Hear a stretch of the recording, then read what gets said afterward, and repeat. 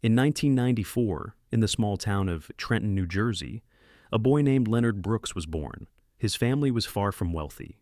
His mother worked night shifts as a nurse, and his father drove a city bus. Money was always tight, and any little luxury was considered a miracle.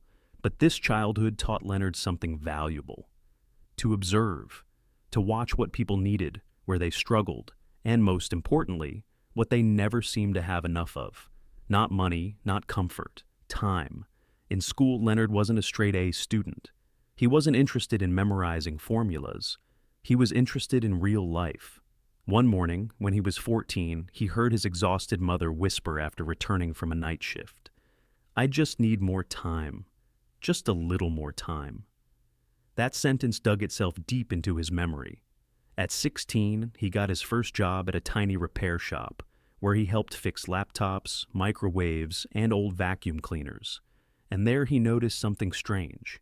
People didn't mind paying extra if it meant something would be done faster. They weren't buying a service. They were buying back their hours.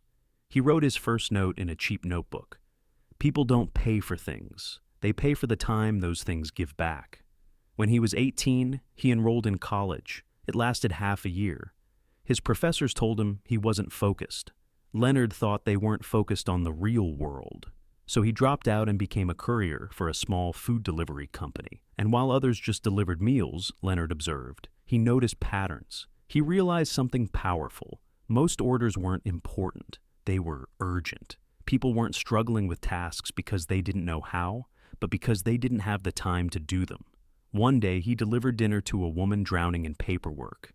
She didn't even look at him, just muttered, "God, I'd pay anything for someone who could just do this for me." Another note went into his notebook. The problem isn't ability. The problem is time. At 20, Leonard launched his first service, Time Back, a tiny platform where people could request help with small, everyday tasks: assembling furniture, setting up electronics, organizing documents, picking up items, fixing minor household issues. At first, it was just him. Then he hired 3 friends. Money was nearly non-existent. Leonard worked 16, 18 hours a day, lived on $1 ramen, and slept on a torn couch in his tiny office. Some nights he woke up in panic, convinced the whole thing was a mistake. In the first year, the platform made only 18,000 como standard, barely enough to pay salaries. But then everything changed. One morning, Leonard delivered a custom-built computer to an elderly man, a retired investor. The man asked a few casual questions about the service, and Leonard explained, "I'm not selling installation. I'm selling people back 2 or 3 hours of their life." The old man paused, smiled, and said, "You've got something there, kid." A week later, he offered Leonard $250,000 in funding for a small share of the business. Leonard hesitated. The money was life-changing, but giving away control could ruin everything. In the end, he accepted. He knew he couldn't scale Time Back alone. The next 2 years were transformative.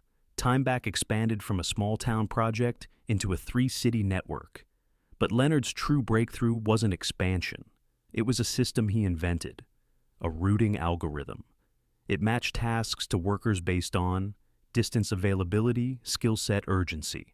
Its goal was simple: maximize saved time for everyone involved. By 24, Time Back was valued at $7.8 million, but the real explosion happened during an economic downturn. Millions of people lost their jobs and desperately needed quick, flexible income. Time Back became a lifeline, a place where someone could earn money within hours by picking up simple tasks. User numbers skyrocketed. Leonard saw the opportunity and upgraded everything. Launched Time Back Premium for instant 20-minute service. Leonard lives in New York, mentors young entrepreneurs, and keeps the same notebook. Now, old, worn out, but priceless. On the first page, in childish handwriting, it still says, "Wealth isn't created by earning more. It's created by giving people time for what matters."